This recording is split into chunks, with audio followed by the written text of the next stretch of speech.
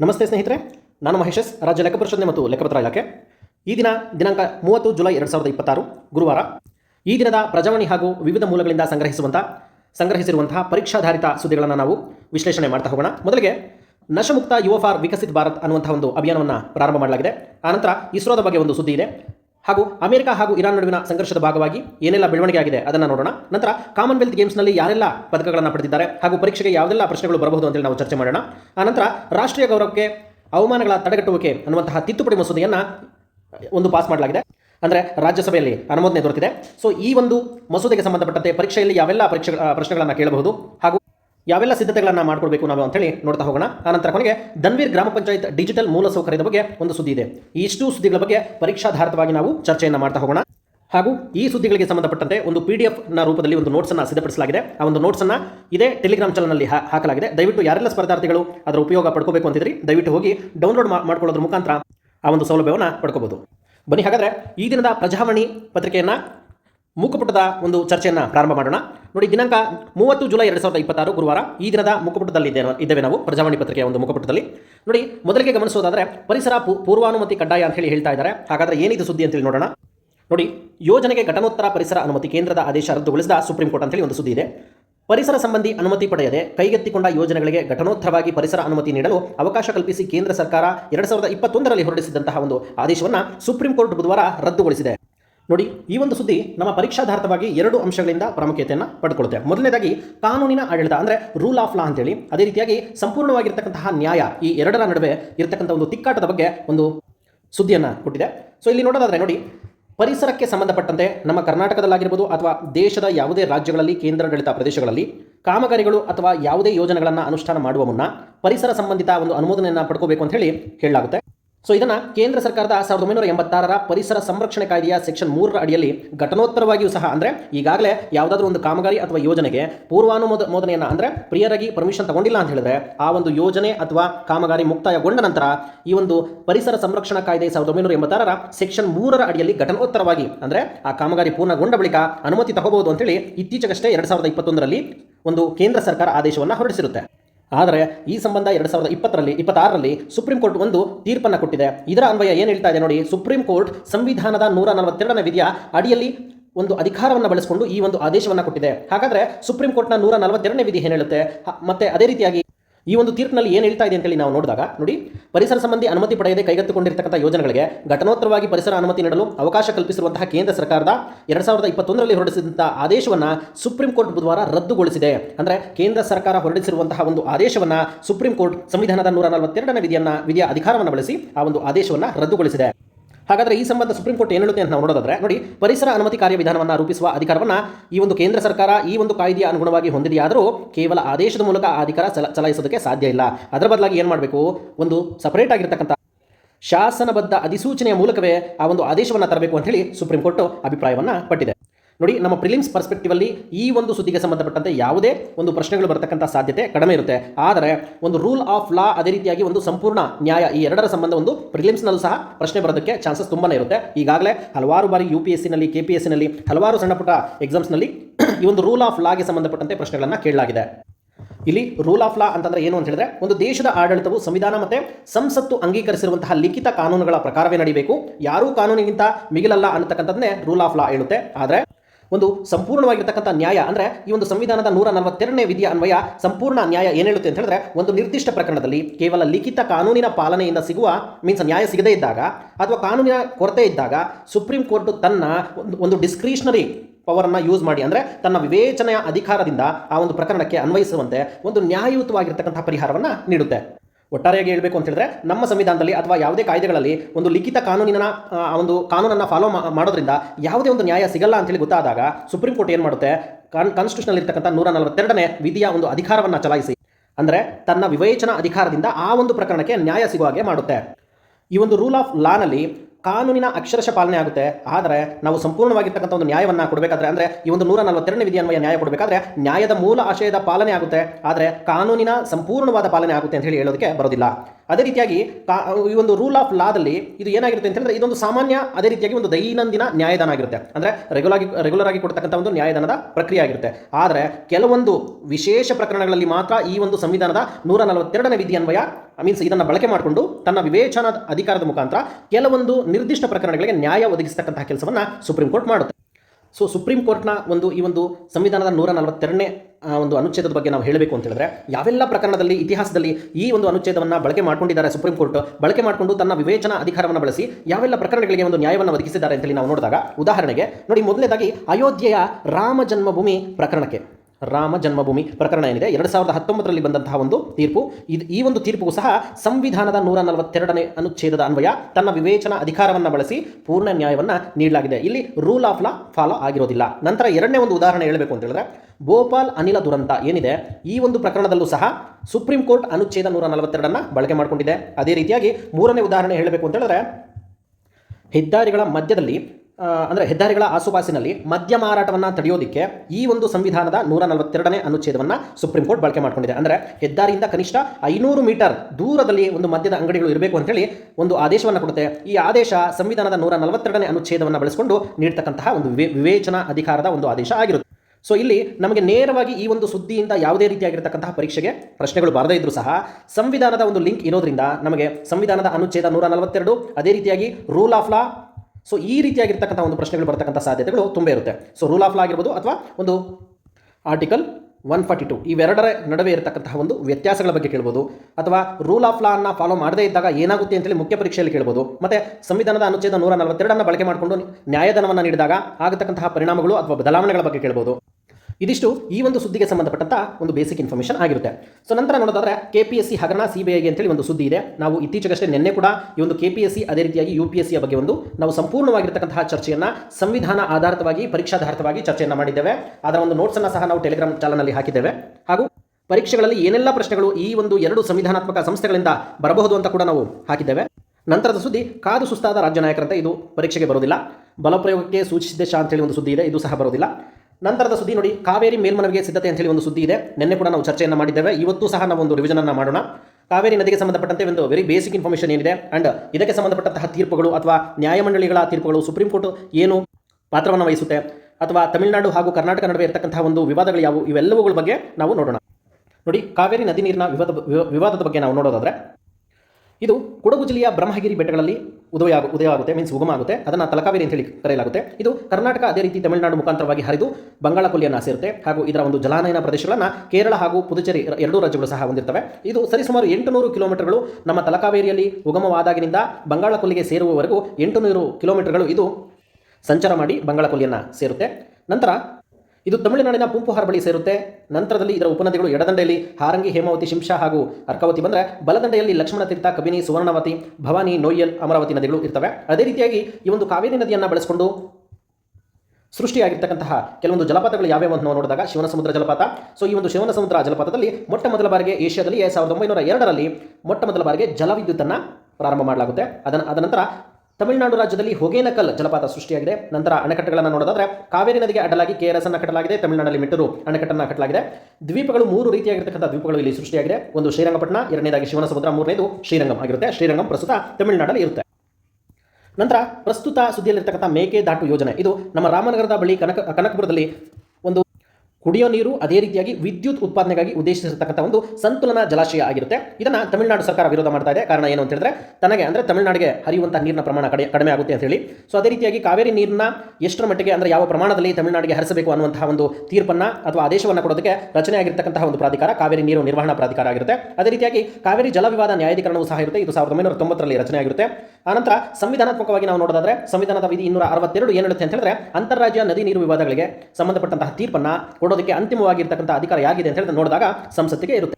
ಇನ್ನು ಈ ಒಂದು ಕಾವೇರಿ ನದಿ ನೀರು ವಿವಾದಕ್ಕೆ ಸಂಬಂಧಪಟ್ಟಂತೆ 2018ರಲ್ಲಿ ಸುಪ್ರೀಂ ಕೋರ್ಟ್ ಒಂದು ಆದೇಶವನ್ನು ಕೊಡುತ್ತೆ. ಆ ಆದೇಶದ ಪ್ರಕಾರ ತಮಿಳುನಾಡಿಗೆ 404.25 TMC, ಕರ್ನಾಟಕಕ್ಕೆ 284.75, ಅದೇ ರೀತಿಯಾಗಿ ಕೇರಳಕ್ಕೆ 30, ಅದೇ ರೀತಿಯಾಗಿ ಪುದುಚೇರಿಗೆ 7 TMC, ಇನ್ನು ಉಳಿದಂತೆ 14 TMC ನೀರನ್ನು ಸಮುದ್ರಕ್ಕೆ ಬಿಡಬೇಕು ಅಂತೇಳಿ ಸುಪ್ರೀಂ ಕೋರ್ಟ್ ತನ್ನ ಆದೇಶದಲ್ಲಿ ಸ್ಪಷ್ಟಪಡಿಸಿದೆ.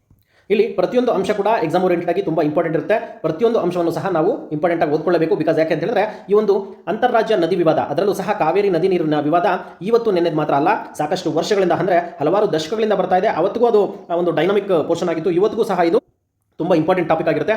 ಇನ್ನು 10 ವರ್ಷ ಕಳೆದ್ರು ಅಥವಾ ಇನ್ನೆಷ್ಟೇ ವರ್ಷ ಕಳೆದ್ರು ಸಹ ಈ ಒಂದು ಟಾಪಿಕ್ ತುಂಬ ಹಾಟ್ ಫೇವರೇಟ್ ಟಾಪಿಕ್ ಆಗಿರುತ್ತೆ. ನಂತರದ ಸುದ್ದಿಯನ್ನು ನೋಡೋದಾದರೆ ನೋಡಿ, ಶಾಲಾ ಮಕ್ಕಳಿಗೆ ತಲುಪದ ನೋಟ್ಬುಕ್ ಅಂತಿದೆ, ಇದು ಎಕ್ಸಾಮ್ಗೆ ಬರೋದಿಲ್ಲ. ನಂತರ ನೈಸ್ ಹಗರಣ ತನಿಖೆಗೆ ಆದೇಶ, ಇದು ಸಹ ಬರೋದಿಲ್ಲ. ನಂತರ ಮೂವರ ವಿರುದ್ಧ ಎಫ್ಐಆರ್ ಅಂತಿದೆ, ಇದು ಬರೋದಿಲ್ಲ. ರೇವ್ ಪಾರ್ಟಿ, ಇದು ಬರೋದಿಲ್ಲ. ನಂತರ ಇದು ಬರೋದಿಲ್ಲ. ನಂತರದ ಪುಟದಲ್ಲಿ ಇದು ಯಾವುದು ಸಹ ಪರೀಕ್ಷೆಗೆ ಇಂಪಾರ್ಟೆಂಟ್ ಆಗಿರೋದಿಲ್ಲ. ನಂತರ ಇದು ಇರೋದಿಲ್ಲ. ಆನಂತರ ಸುಪ್ರೀಂ ಕೋರ್ಟ್ನ ಅಂಗಳಕ್ಕೆ ನ್ಯಾಯಾಧೀಶ ಪ್ರಕರಣ ಅಂತೇಳಿ ಒಂದು ಸುದ್ದಿ ಇದೆ, ಇದು ಸಹ ಪರೀಕ್ಷೆಗೆ ಬರೋದಿಲ್ಲ. ನಂತರ ಮಂಡ್ಯ ಮೈಸೂರಿನ ಭಾಗದಲ್ಲಿ ಒಂದು ಕಾವೇರಿದಂತಹ ಒಂದು ಚಳವಳಿ ಅಂತ ಹೇಳ್ತಾ ಇದ್ದಾರೆ, ಇದು ಕಾವೇರಿ ನದಿ ನೀರಿನ ವಿವಾದಕ್ಕೆ ಸಂಬಂಧಪಟ್ಟಂತಹ ಒಂದು ಸುದ್ದಿ ಆಗಿರುತ್ತೆ. ಕಾರಣ ಏನು ಅಂತ ಹೇಳಿದ್ರೆ, ಇತ್ತೀಚೆಗೆ ಕಾವೇರಿ ವಾಟರ್ ಮ್ಯಾನೇಜ್ಮೆಂಟ್ ಅಥಾರಿಟಿ ಏನಿದೆ ಅದು ತಮಿಳುನಾಡಿಗೆ ಇಂತಿಷ್ಟು ನೀರನ್ನು ಹರಿಸಬೇಕು ಅಂತ ಹೇಳಿ ಒಂದು ತೀರ್ಪನ್ನು ಕೊಟ್ಟಿದೆ, ಮೀನ್ಸ್ ಆದೇಶವನ್ನು ಮಾಡಿದೆ. ಇದರ ವಿರುದ್ಧವಾಗಿ ಮಂಡ್ಯ ಹಾಗೂ ಅದರ ಸುತ್ತಮುತ್ತಲು ಇರತಕ್ಕಂತಹ ಜಿಲ್ಲೆಗಳ ರೈತರು ಹಾಗೂ ಪ್ರಗತಿಪರ ಒಕ್ಕೂಟಗಳು ಎಲ್ಲವೂ ಸೇರಿ ಪ್ರತಿಭಟನೆಯನ್ನು ಮಾಡ್ತಾ ಇರ್ತಕ್ಕಂಥದ್ದು. ನಂತರ KPSC ಹಗರಣ CBIಗೆ ಅಂತೇಳಿ ಒಂದು ಸುದ್ದಿ ಇದೆ. ಸೊ ಈ ಒಂದು ಸುದ್ದಿಗೆ ಸಂಬಂಧಪಟ್ಟಂತೆ KPSC ಹಾಗೂ UPSCಗೆ ಸಂಬಂಧಪಟ್ಟಂಥ ಒಂದು ಸಂಪೂರ್ಣವಾಗಿರ್ತಕ್ಕಂಥ ಒಂದು ನೋಟ್ಸು ಈಗಾಗಲೇ ನಾನು ನೆನ್ನೆಯ ದಿನದ ಒಂದು ನೋಟ್ಸ್ನಲ್ಲಿ ಹಾಕಿದ್ದೇನೆ. ನಂತರ 86.6 ಲಕ್ಷ ಮಂದಿ ASDDO ಅಂತೇಳಿ ಒಂದು ಸುದ್ದಿ ಇದೆ, ಇದು ಸಹ ಎಕ್ಸಾಮ್ಗೆ ಬರೋದಿಲ್ಲ. ನಂತರ ತರಬೇತಿ ನಿರತ IPS ಅಧಿಕಾರಿ ಬಂಧನ ಅಂತ ಹೇಳ್ತಿದ್ದಾರೆ, ಎಕ್ಸಾಮ್ ಓರಿಯೆಂಟೆಡ್ ಆಗಿ ನಮಗೆ ಇಂಪಾರ್ಟೆಂಟ್ ಆಗಲ್ಲ. ನಂತರ SIR ಸಂಬಂಧಪಟ್ಟಂತೆ ಒಂದು ಸುದ್ದಿ ಇದೆ, ಮೀನ್ಸ್ ಸಂಪಾದಕೀಯ. ಇದಕ್ಕೆ ಸಂಬಂಧಪಟ್ಟಂತೆ ವೆರಿ ಬೇಸಿಕ್ ನಾವು ಪ್ರಿಲಿಮ್ಸ್ ಪಾಯಿಂಟ್ ಆಫ್ ವ್ಯೂ ಏನು ತಿಳ್ಕೋಬೇಕು ಅಂತ ಹೇಳಿದ್ರೆ ನೋಡಿ, SIR ಪ್ರಕ್ರಿಯೆಯನ್ನು ನಡೆಸ್ತಾ ಇರ್ತಕ್ಕಂಥದ್ದು ಯಾರು ಅಂತ ಹೇಳಿ ಕೇಳ್ತಾರೆ. ಇದಕ್ಕೆ ಸಂಬಂಧಪಟ್ಟಂಥ ಉತ್ತರ ಎಲೆಕ್ಷನ್ ಕಮಿಷನ್ ಆಗಿರುತ್ತೆ, ಅಂದರೆ ಚುನಾವಣಾ ಆಯೋಗ ಭಾರತ ಸಂವಿಧಾನದ 324ನೇ ವಿಧಿ ಅನ್ವಯ ಪ್ರಾರಂಭ ಆಗ್ತಕ್ಕಂಥದ್ದು. ಅದೇ ರೀತಿಯಾಗಿ ಇನ್ನೊಂದು ಪ್ರಶ್ನೆ ಉದ್ಭವ ಆಗುತ್ತೆ, SIR ಅಂದರೆ ಸ್ಪೆಷಲ್ ಇಂಟೆನ್ಸಿವ್ ರಿವಿಷನ್ ಅನ್ನು ಚುನಾವಣಾ ಆಯೋಗ ನಡೆಸಿದರೆ ಹಾಗಾದರೆ ಸೆನ್ಸಸ್ ಅನ್ನು ಯಾರು ನಡೆಸ್ತಾರೆ ಅಂತೇಳಿ ಒಂದು ಪ್ರಶ್ನೆ ಉದ್ಭವ ಆಗುತ್ತೆ. ಇದನ್ನು ನಡೆಸ್ತಕ್ಕಂಥವರು ಸೆನ್ಸಸ್ ಕಮಿಷನರ್ ಆಗಿರ್ತಾರೆ. ಇದು ಮಿನಿಸ್ಟ್ರಿ ಆಫ್ ಹೋಮ್ ಅಫೇರ್ಸ್ನ ಅಡಿಯಲ್ಲಿ ಬರ್ತಕ್ಕಂಥ ಒಂದು ಸಚಿವಾಲಯ ಆಗಿರುತ್ತೆ. ಸೊ ಅವ್ರು ನಡೆಸ್ಕೊಡ್ತಾರೆ. ನಂತರದ ಸುದ್ದಿ ಇಸ್ರೋ. ನೋಡಿ, ಇಸ್ರೋಗೆ ಸಂಬಂಧಪಟ್ಟಂಥ ಸುದ್ದಿಯನ್ನು ಈಗಾಗಲೇ ನಾವು 2-3 ದಿವಸಗಳಿಂದಲೂ ನಾವು ಇದು ಚರ್ಚೆಯಲ್ಲಿ ಇರೋದ್ರಿಂದ ಚರ್ಚೆ ಮಾಡ್ತಾನೆ ಇದ್ದೇವೆ. ಹಾಗೂ ಈ ಬಾರಿ ಪರೀಕ್ಷೆಗೆ ಕಡ್ಡಾಯವಾಗಿ ಈ ಒಂದು ಇಸ್ರೋ ಸಂಬಂಧಿತ ಪ್ರಶ್ನೆ ಕಡ್ಡಾಯವಾಗಿ ಬಂದೇ ಬರುತ್ತೆ. ಬಿಕಾಸ್ ಯಾಕೆ ಕಾರಣ ಏನು ಅಂತ ಹೇಳಿದ್ರೆ, ಇತ್ತೀಚೆಗಷ್ಟೇ ನಮ್ಮ ಭಾರತದ ಮೊದಲ ಖಾಸಗಿ ರಾಕೆಟನ್ನು ಉಡಾವಣೆ ಮಾಡಲಾಗಿದೆ. ಅದರ ಹೆಸರು ವಿಕ್ರಮ್ 1 ಅಂತ ಹೇಳಿ. ವಿಕ್ರಮ್ 1 ಹೆಸರಿನ ಮೊದಲ ಖಾಸಗಿ ರಾಕೆಟನ್ನು ಉಡಾವಣೆ ಮಾಡಲಾಗಿದೆ. ನಮ್ಮ ಭಾರತದ ಮೊದಲ ಖಾಸಗಿ ರಾಕೆಟ್ ಇದಾಗಿರುತ್ತೆ. ಸೊ ಈ ಸಂಬಂಧ ಇಸ್ರೋ ತುಂಬ ಹಾಟ್ ಫೇವರೇಟ್ ಟಾಪಿಕ್ ಆಗಿರುತ್ತೆ. ಇದಕ್ಕೆ ಸಂಬಂಧಪಟ್ಟಂಥ ನೋಟ್ಸನ್ನು ನಾವು ನೋಡ್ಕೊಬರೋಣ.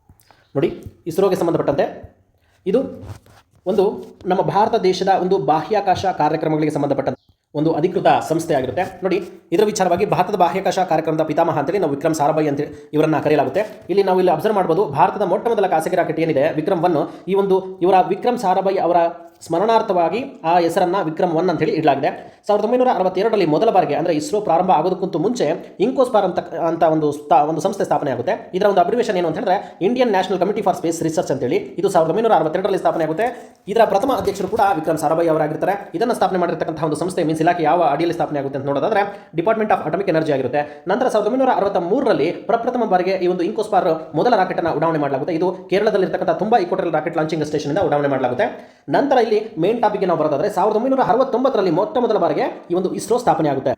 ಇಲ್ಲಿ ಇಸ್ರೋ ಪದದ ವಿಸ್ತೃತ ರೂಪ ಏನು ಅಂತ ನಾವು ನೋಡೋದಾದ್ರೆ ಇಂಡಿಯನ್ ಸ್ಪೇಸ್ ರಿಸರ್ಚ್ ಆರ್ಗನೈಸೇಷನ್ ಅಂತೇಳಿ. ಇದು ಆಗಸ್ಟ್ 15, 1969ಕ್ಕೆ ಇದು ಸ್ಥಾಪನೆ ಆಗ್ತಕ್ಕಂಥದ್ದು. ಇಂಕೋಸ್ಪಾರ್ ಅನ್ನ ವಿಸ್ತರಣೆ ಮಾಡಿ ಇಸ್ರೋವನ್ನು ಸ್ಥಾಪನೆ ಮಾಡಲಾಗುತ್ತೆ. ಇದರ ಉದ್ದೇಶ ಏನಾಗಿರುತ್ತೆ ಅಂದರೆ ಇಸ್ರೋವನ್ನು ಸ್ಥಾಪನೆ ಮಾಡೋದರ ಹಿಂದಿನ ಉದ್ದೇಶ ಏನು ಅಂತ ನಾವು ನೋಡಿದಾಗ ಉಪಗ್ರಹಗಳ ಅಭಿವೃದ್ಧಿ, ಉಡಾವಣಾ ವಾಹನಗಳ ನಿರ್ಮಾಣ, ಅದೇ ರೀತಿಯಾಗಿ ಬಾಹ್ಯಾಕಾಶ ತಂತ್ರಜ್ಞಾನವನ್ನು ರಾಷ್ಟ್ರೀಯ ಅಭಿವೃದ್ಧಿಗೆ ಬಳಸ್ತಕ್ಕಂಥದ್ದು ಇದರ ಮೂಲ ಉದ್ದೇಶ ಆಗಿರುತ್ತೆ.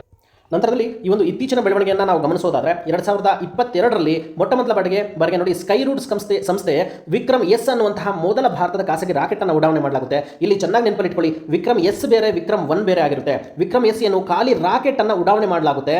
ಇದು ಖಾಸಗಿ ರಾಕೆಟ್ ಆಗಿರುತ್ತೆ. ಈ ಒಂದು ರಾಕೆಟ್ ಕಕ್ಷೆಗೆ ಹೋಗಿ ಪುನಃ ವಾಪಸ್ ಬಂದಿರುತ್ತೆ. ಆದರೆ ವಿಕ್ರಮ್ 1 ಈ ಖಾಸಗಿ ರಾಕೆಟ್ ಏನಿದೆ, ಈ ಒಂದು ಖಾಸಗಿ ರಾಕೆಟ್ ಕಕ್ಷೆಗೆ ತಲುಪಿ ತನ್ನ ಒಂದು ಉಪಗ್ರಹವನ್ನು ಅಲ್ಲೇ ಬಿಟ್ಟು ವಾಪಸ್ ಬಂದಿರುತ್ತೆ. ಇದಕ್ಕೆ ಈ ಒಂದು ಕೊಟ್ಟಿರ್ತಕ್ಕಂಥ ಒಂದು ಹೆಸರು ಏನು ಅಂತ ನಾವು ನೋಡಿದಾಗ ಮಿಷನ್ ಆಗಮನ್ ಆಗಿರುತ್ತೆ. ಅಂದರೆ ಭಾರತದ ಪ್ರಪ್ರಥಮ ಖಾಸಗಿ ಕಕ್ಷಾ ಉಡಾವಣಾ ರಾಕೆಟ್ಗೆ ಕೊಟ್ಟಿರ್ತಕ್ಕಂತಹ ಒಂದು ಹೆಸರು ಏನು ಅಂತ ನಾವು ನೋಡಿದಾಗ ಮಿಷನ್ ಆಗಮನ್ ಆಗಿರುತ್ತೆ. ಇದು 100ಗೆ 200% ಎಕ್ಸಾಮಲ್ಲಿ ಕೇಳ್ತಾರೆ ಅಂತೇಳಿ ಒಂದು ಪ್ರಿಡಿಕ್ಷನ್ ಮಾಡಲಾಗಿದೆ. ವಿಕ್ರಮ್ 1 ಅನ್ನು 2026ರಲ್ಲಿ ಉಡಾವಣೆ ಮಾಡಲಾಗಿದೆ. ಆದರೆ ವಿಕ್ರಮ್ S ಸ್ಕೈ ರೂಟ್ ಸಂಸ್ಥೆ ಏನಿದೆ ಇಸ್ರೋದಲ್ಲಿ ಕಾರ್ಯನಿರ್ವಹಣೆ ಮಾಡಿ ಅಲ್ಲಿಂದ ನಿವೃತ್ತಿ ಪಡೆದು ಅಥವಾ ಅಲ್ಲಿ ರಾಜೀನಾಮೆಯನ್ನು ಕೊಟ್ಟು ಸ್ವತಂತ್ರವಾಗಿ ಒಂದು ಸಂಸ್ಥೆಯನ್ನು ಹುಟ್ಟುಹಾಕಿ ಅಲ್ಲಿ ಆ ಒಂದು ಸಂಸ್ಥೆಯ ಮೂಲಕ ಈ ಒಂದು ರಾಕೆಟ್ಗಳನ್ನು ಉಡಾವಣೆ ಮಾಡಿರ್ತಕ್ಕಂಥದ್ದು. ಸೊ ಇವತ್ತಿನ ಸುದ್ದಿ ಏನಿದೆ ಒಂದು ಇಸ್ರೋ ಬಗ್ಗೆ, ಅಲ್ಲಿ ಪ್ರತಿಭಾ ಫಲಾಯನ ಅನ್ನುವಂತಹ ಒಂದು ಸುದ್ದಿ ಇದೆ. ಅಂದರೆ ಇಸ್ರೋದಲ್ಲಿ ನಿರ್ವಹಿಸ್ತಾ ಇರ್ತಕ್ಕಂಥ ಹಲವಾರು ವಿಜ್ಞಾನಿಗಳು ಅಲ್ಲಿ ರಾಜೀನಾಮೆಯನ್ನು ಕೊಡೋದ್ರ ಮೂಲಕ ಬೇರೆ ಕಡೆಗೆ ಪಲಾಯನ ಆಗ್ತಾ ಇದ್ದಾರೆ ಅಂತೇಳಿ ಒಂದು ಸುದ್ದಿ ಇದೆ. ಈ ಸಂಬಂಧ ನಾವು ಇಸ್ರೋವನ್ನು ಇದಿಷ್ಟು ಬೇಸಿಕ್ ಇನ್ಫಾರ್ಮೇಷನ್ ಅನ್ನು ಓದ್ಕೋಬೇಕಾಗುತ್ತೆ. ಮತ್ತು ಇಸ್ರೋಗೆ ಸಂಬಂಧಪಟ್ಟಂಥ ಸಾಧನೆಗಳು ಇಲ್ಲಿ ಪಟ್ಟಿ ಮಾಡಲಾಗಿದೆ, ತಾವೆಲ್ಲ ಓದ್ಕೋಬೋದಾಗಿರುತ್ತೆ. ನಂತರದ ಸುದ್ದಿ ನೋಡಿ, ಎಕ್ಸಾಮ್ ಓರಿಯೆಂಟೆಡ್ ಆಗಿ ಯಾವುದು ಇಂಪಾರ್ಟೆಂಟ್ ಆಗೋದಿಲ್ಲ. ನಂತರ ನೋಡಿ, ಇಲ್ಲಿ ಇರಾನ್ ದಾಳಿ ವಿಫಲಗೊಳಿಸಿದ ಜೋರ್ಡನ್ ಅಂತೇಳಿ ಒಂದು ಸುದ್ದಿ ಇದೆ. ಅಮೆರಿಕ ಹಾಗೂ ಇರಾನ್ ದೇಶಗಳ ನಡುವಿನ ಒಂದು ಸಂಘರ್ಷದ ಭಾಗವಾಗಿ ಈ ಒಂದು ಸುದ್ದಿಯನ್ನು ಕೊಡಲಾಗಿದೆ. ಸೊ ಇತ್ತೀಚಿನ ಅಂದರೆ ನೆನ್ನೆಯ ಬೆಳವಣಿಗೆ ಇದಾಗಿರುತ್ತೆ. ಸೊ ಇದರ ಸಂಬಂಧ ನಾವು ನೋಡ್ಕೊಬರೋದಾದ್ರೆ ನೋಡಿ ವೆರಿ ಬೇಸಿಕ್ ಆಗಿ ನಾವು ನೆನಪಲ್ಲಿ ಇಟ್ಕೋಬೇಕಾಗಿರ್ತಕ್ಕಂಥದ್ದು. ಸೊ ಇಲ್ಲಿ ಇರಾನ್ ದೇಶ ಬರ್ತಕ್ಕಂಥದ್ದು ಪಶ್ಚಿಮ ಏಷ್ಯಾ ಭಾಗದಲ್ಲಿ. ಇರಾನ್ ದೇಶದ ಗಡಿಯನ್ನು ಹಂಚಿಕೊಂಡಿರ್ತಕ್ಕಂಥ ದೇಶಗಳು ಪಾಕಿಸ್ತಾನ, ಅಫ್ಘಾನಿಸ್ತಾನ, ತುರ್ಕ್ಮೆನಿಸ್ತಾನ, ಅಜರ್ಬೈಜಾನ್, ಅದೇ ರೀತಿಯಾಗಿ ಅರ್ಮೇನಿಯಾ, ಟರ್ಕಿ ಹಾಗೂ ಕೊನೆಯದಾಗಿ ಇರಾಕ್ ಆಗಿರುತ್ತೆ. ನೀವು ಆರ್ಡರ್ ವೈಸ್ ಎಡದಿಂದ ಬಲಕ್ಕೆ ನಾವು ಈ ಒಂದು ಇರಾನ್ ದೇಶದ ಗಡಿಯನ್ನು ಹಂಚಿಕೊಂಡಿರ್ತಕ್ಕಂಥ ರಾಷ್ಟ್ರಗಳನ್ನು ನೋಡಿದ್ರೆ ನೋಡಿ ಇರಾಕ್, ಅದೇ ರೀತಿಯಾಗಿ ಟರ್ಕಿ, ಅದೇ ರೀತಿಯಾಗಿ Armenia, next Azerbaijan, next Turkmenistan, Afghanistan ಹಾಗೂ ಪಾಕಿಸ್ತಾನ ಆಗಿರುತ್ತೆ. ಇವಿಷ್ಟು ಸಹ ಇರಾನ್ ದೇಶದ ಭೂಗಡಿಯನ್ನು ಹಂಚಿಕೊಂಡಿರ್ತವೆ.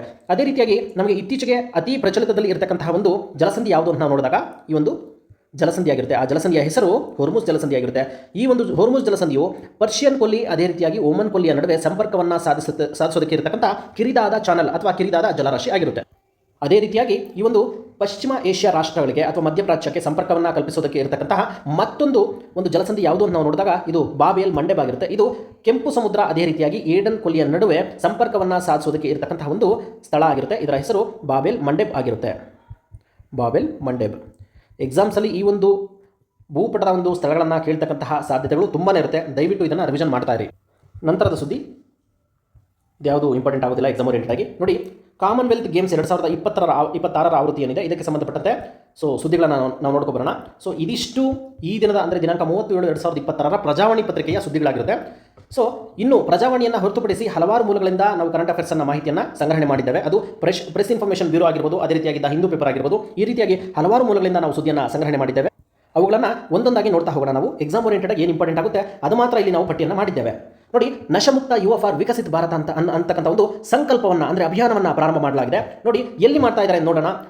ಇದೇ ಆಗಸ್ಟ್ 2ನೇ ತಾರೀಕಿಂದ ದೇಶವ್ಯಾಪಿ ಈ ಒಂದು ಅಭಿಯಾನ ಪ್ರಾರಂಭ ಆಗ್ತಾ ಇದೆಯಂತೆ. ಇದನ್ನು ಪ್ರಾರಂಭ ಮಾಡ್ತಾ ಇರತಕ್ಕಂಥದ್ದು ಯುವ ವ್ಯವಹಾರಗಳು ಮತ್ತು ಕ್ರೀಡಾ ಸಚಿವಾಲಯ. ಸಿಂಪಲ್ ಆಗಿ ಹೇಳಬೇಕು ಅಂತ ಹೇಳಿದ್ರೆ ನಮ್ಮ ಕ್ರೀಡಾ ಇಲಾಖೆ, ಕೇಂದ್ರ ಸರ್ಕಾರದ ಕ್ರೀಡಾ ಇಲಾಖೆ ಅಡಿಯಲ್ಲಿ ಈ ಒಂದು ನಶಮುಕ್ತ ಯುವ ಫಾರ್ ವಿಕಸಿತ ಭಾರತ ಅಭಿಯಾನ ಪ್ರಾರಂಭ ಆಗ್ತಾ ಇದೆ. ಈ ಒಂದು ಕ್ರೀಡಾ ಇಲಾಖೆಯ ಅಡಿಯಲ್ಲಿ ಮೈ ಭಾರತ್ ಅನ್ನುವಂತಹ ಸಂಸ್ಥೆಯ ವೇದಿಕೆಯನ್ನು ಬಳಸಿಕೊಂಡು ಮಾಡಲಾಗ್ತಾ ಇದೆ.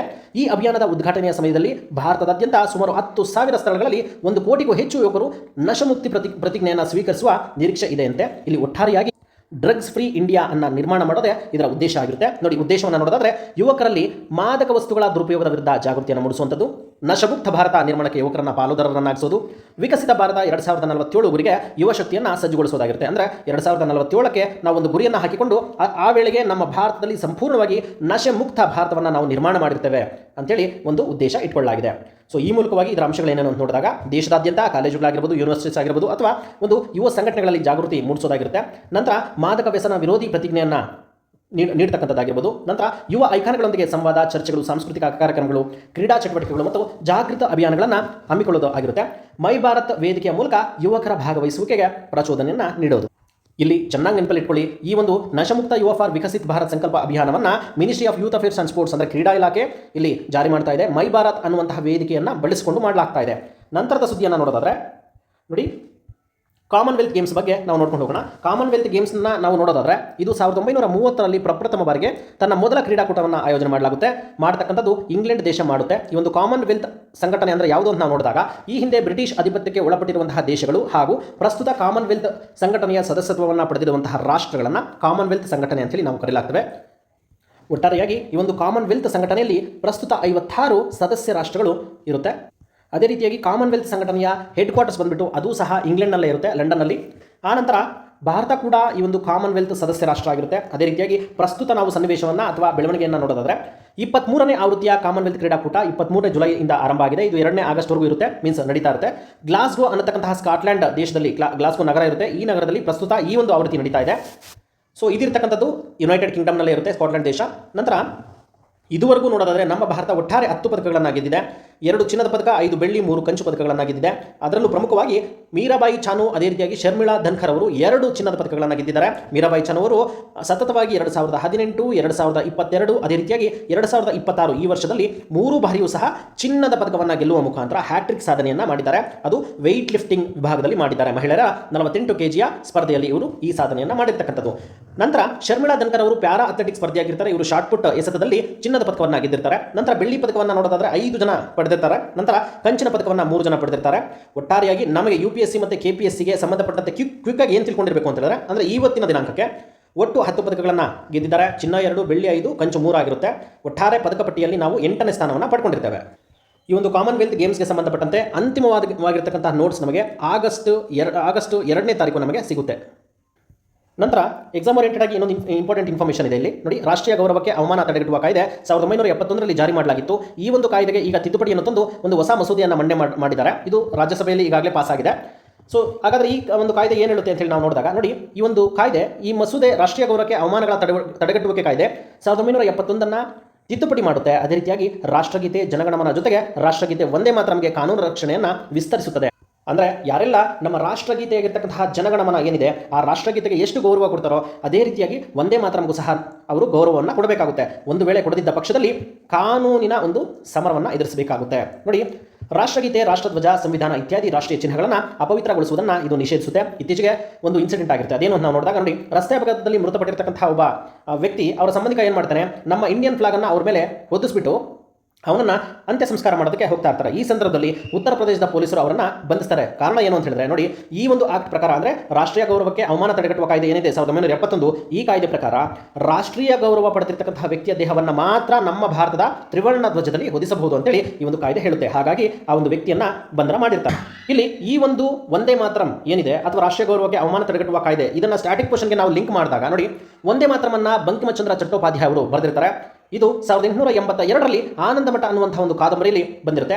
ಜನಗಣಮನವನ್ನು ಭಾರತದ ರಾಷ್ಟ್ರಗೀತೆಯಾಗಿ 1950ರ ಜನವರಿ 24ರಂದು ಅಳವಡಿಸಿಕೊಳ್ಳಲಾಗಿರುತ್ತೆ. ನೋಡಿ, ಇವೆಲ್ಲವೂ ಸಹ ಪರೀಕ್ಷೆಯಲ್ಲಿ ಈಗಾಗಲೇ ರಿಪೀಟ್ ಆಗಿರ್ತಕ್ಕಂಥ ಪ್ರಶ್ನೆಗಳಾಗಿರುತ್ತೆ. ಆನಂದಮಠ ಆಗಿರ್ಬೋದು ಅಥವಾ ಬಂಕಿಮಚಂದ್ರ ಚಟ್ಟೋಪಾಧ್ಯಾಯ ಆಗಿರ್ಬೋದು, ನಂತರ ಜನಗಣಮನವನ್ನು ಅಳವಡಿಕೆ ಮಾಡಿಕೊಂಡಿರ್ತಕ್ಕಂಥ ದಿನಾಂಕ ಆಗಿರ್ಬೋದು, ಇವೆಲ್ಲವೂ ಸಹ ಈಗಾಗಲೇ ಪರೀಕ್ಷೆಯಲ್ಲಿ ಬಂದಿರುತ್ತೆ. ಆ್ಯಂಡ್ ನೆಕ್ಸ್ಟ್ ಕೂಡ ಬಂದೇ ಬರುತ್ತೆ. ನನ್ನ 10 ವರ್ಷಗಳ ಸುದೀರ್ಘ ಅನುಭವದಲ್ಲಿ ಹೇಳ್ತಾ ಇದ್ದೀನಿ, ಕಂಪಲ್ಸರಿಯಾಗಿ ಏನಾದರೂ ಒಂದು ಕರೆಂಟ್ ಅಫೇರ್ಸ್ ಬಂದಿದೆ ಅಂತ ಹೇಳಿದ್ರೆ ಅದನ್ನು ನಾವು ಡೆಫಿನೆಟ್ಲಿ ಸ್ಟ್ಯಾಟಿಕ್ ಕ್ವಶನ್ಗೆ ಲಿಂಕ್ ಮಾಡಿ ಓದ್ಕೊಂಡಿದ್ದೆ ಆದರೆ 200% ನಾವು ಲಿಸ್ಟಲ್ಲಿ ಇರೋದು ಶತಾಯಗತಾಯ ಸಿದ್ಧ ಆಗಿರುತ್ತೆ. ನಂತರ ಭಾರತೀಯ ಸಾಂವಿಧಾನಿಕ ಮತ್ತು ಸಾಂಸ್ಕೃತಿಕ ಇತಿಹಾಸದಲ್ಲಿ ರಾಷ್ಟ್ರೀಯ ಗೀತೆ ವಂದೇ ಮಾತರಂಗೆ ವಿಶೇಷವಾಗಿರ್ತಕ್ಕಂಥ ಸ್ಥಾನ ಇದೆ. ಆದರೆ ಅದು ರಾಷ್ಟ್ರಗೀತೆ ಆಗಿರೋದಿಲ್ಲ. ಹೌದು, ಭಾರತೀಯ ಗಣರಾಜ್ಯದ ಚಿಹ್ನೆಗಳ ಕುರಿತಾದ ಪ್ರಶ್ನೆಗಳಿಗೆ ರಾಷ್ಟ್ರೀಯ ಗೌರವಕ್ಕೆ ಅವಮಾನಗಳ ತಡೆಗಟ್ಟುವಿಕೆ ಕಾಯ್ದೆ 1971 ಒಂದು ಪ್ರಮುಖ ಕಾನೂನಾಗಿರುತ್ತೆ. ಹೌದು, ಸೊ ಇಲ್ಲಿ ಇದು ಯಾಕೆ ಈಗ ಮಾಡ್ತಾ ಇದ್ದಾರೆ ಅಂತೇಳಿ ನಾವು ನೋಡಿದಾಗ ನೋಡಿ, ಒಂದು ಇಂಪಾರ್ಟೆಂಟ್ ಇದೆ. ವಂದೇ ಮಾತರಮನ್ನು 150ನೇ ವಾರ್ಷಿಕೋತ್ಸವದ ಸ್ಮರಣಾರ್ಥವಾಗಿ ಈ ಒಂದು ಕಾರ್ಯಕ್ರಮಗಳ ಸಂದರ್ಭದಲ್ಲಿ ಈ ತಿದ್ದುಪಡಿ ಮಸೂದೆಯನ್ನು ಪರಿಚಯಿಸಲಾಗಿದೆ. ಅಂದರೆ ನಮ್ಮ ವಂದೇ ಮಾತರಮನ್ನು ನಾವು ಅಳವಡಿಕೆ ಮಾಡಿಕೊಂಡು ಇದೀಗ 150 ವರ್ಷಗಳು ಸಂದಿದೆ. ಇದರ ಒಂದು ಜ್ಞಾಪಕಾರ್ಥವಾಗಿ ಇದನ್ನು ಪರಿಚಯ ಮಾಡಲಾಗಿದೆ, ಈ ಒಂದು ಮಸೂದೆಯನ್ನು. ರಾಜ್ಯ ವಿಧಾನಸಭೆಗಳಲ್ಲಿ ಅಧಿಕೃತ ಕಾರ್ಯಕ್ರಮಗಳಲ್ಲಿ ವಂದೇ ಮಾತರಂ ಹಾಡುವುದನ್ನು ಮಸೂದೆ ಕೂಡ ಕಡ್ಡಾಯಗೊಳಿಸುತ್ತಂತೆ. ಸೊ ನಂತರದ ಹಾಗೂ ಕೊನೆಯ ಸುದ್ದಿಯನ್ನು ನಾವು ನೋಡಿದ್ರೆ ನೋಡಿ, ಧನ್ವೀರ್ ಗ್ರಾಮ ಪಂಚಾಯತ್ ಡಿಜಿಟಲ್ ಮೂಲಸೌಕರ್ಯ ಅಂತ ಹೇಳಿ ಹೇಳ್ತಾ ಇದ್ದಾರೆ. ಹಾಗಾದರೆ ಈ ಮೂಲಸೌಕರ್ಯ ಎಲ್ಲಿ ಮಾಡಿದ್ದಾರೆ, ಯಾಕಾಗಿ ಮಾಡ್ತಿದ್ದಾರೆ ನೋಡಿ. ಪಂಚಾಯತ್ಗಳಲ್ಲಿ ಡಿಜಿಟಲ್ ಮೂಲಸೌಕರ್ಯವನ್ನು ಬಲಪಡಿಸತಕ್ಕಂತಹ ನಾಗರಿಕ ಭಾಗವಹಿಸುವಿಕೆಯ ಉಪಕ್ರಮವಾಗಿ ಪಂಚಾಯತ್ ರಾಜ್ ಸಚಿವಾಲಯ ಏನು ಮಾಡ್ತಾ ಇದೆ, 2026ರಲ್ಲಿ ಅಂದರೆ ಇದೇ ವರ್ಷದಲ್ಲಿ ನವದೆಹಲಿಯಲ್ಲಿ ದಾನ್ವೀರ್ ಅನ್ನು ಪ್ರಾರಂಭ ಮಾಡಿದೆ. ಏನಿದು ದಾನ್ವೀರ್ ಅಂತ ನೋಡಿದಾಗ, ಕುಟುಂಬಗಳ ಮಾಹಿತಿಯನ್ನು ಡಿಜಿಟಲೀಕರಣಗೊಳಿಸ್ತಕ್ಕಂಥದ್ದಕ್ಕೆ ಈ ಒಂದು ಕಾರ್ಯಕ್ರಮವನ್ನು ನಮ್ಮ ಕೇಂದ್ರ ಸರ್ಕಾರದ ಅಡಿಯಲ್ಲಿ ಪಂಚಾಯತ್ ರಾಜ್ ಸಚಿವಾಲಯವು ಪರಿಚಯ ಮಾಡಿದೆ. ಸೊ ಇದರ ಬಗ್ಗೆ ನಾವು ಸ್ಟ್ಯಾಟಿಕ್ ಕ್ವಶನಲ್ಲಿ ನೋಡ್ಕೊಳ್ಳೋದಾದರೆ ಪಂಚಾಯತ್ ರಾಜ್ ವ್ಯವಸ್ಥೆ ಬಗ್ಗೆ 9ನೇ ಭಾಗದಲ್ಲಿ ಬರುತ್ತೆ. ನಮಗೆ ಒಟ್ಟಾರೆಯಾಗಿ ಈ ಒಂದು ಸುದ್ದಿಯಲ್ಲಿ ನಾವು ಗಮನಿಸಬೇಕಾಗಿರ್ತಕ್ಕಂಥ ಒಂದು ಮೇನ್ ಇಂಪಾರ್ಟೆಂಟ್ ಏನು ಅಂತ ಹೇಳಿದ್ರೆ, ದಾನ್ವೀರ್ ಅಂತಕ್ಕಂಥ ಒಂದು ಸೇವೆ ಅಥವಾ ಯೋಜನೆ ಯಾವುದಕ್ಕೆ ಸಂಬಂಧಪಟ್ಟಿದೆ ಅಂತ ಹೇಳಿದ್ರೆ, ಕುಟುಂಬಗಳನ್ನು ಡಿಜಿಟಲೀಕರಣ ಮಾಡೋದಕ್ಕೆ ಜಾರಿ ಮಾಡಲಾಗಿರ್ತಕ್ಕಂತಹ ಒಂದು ಇದು ಯೋಜನೆ ಆಗಿರುತ್ತೆ. ಇದು RDPR ಅಂಡರ್ಲಿ ಜಾರಿ ಆಗಿರುತ್ತೆ. ಇದಿಷ್ಟು ದಿನಾಂಕ 30/2/2026ರ ಪ್ರಚಲಿತ ಘಟನೆಗಳ ಸುದ್ದಿಯಾಗಿರುತ್ತೆ. Thank you.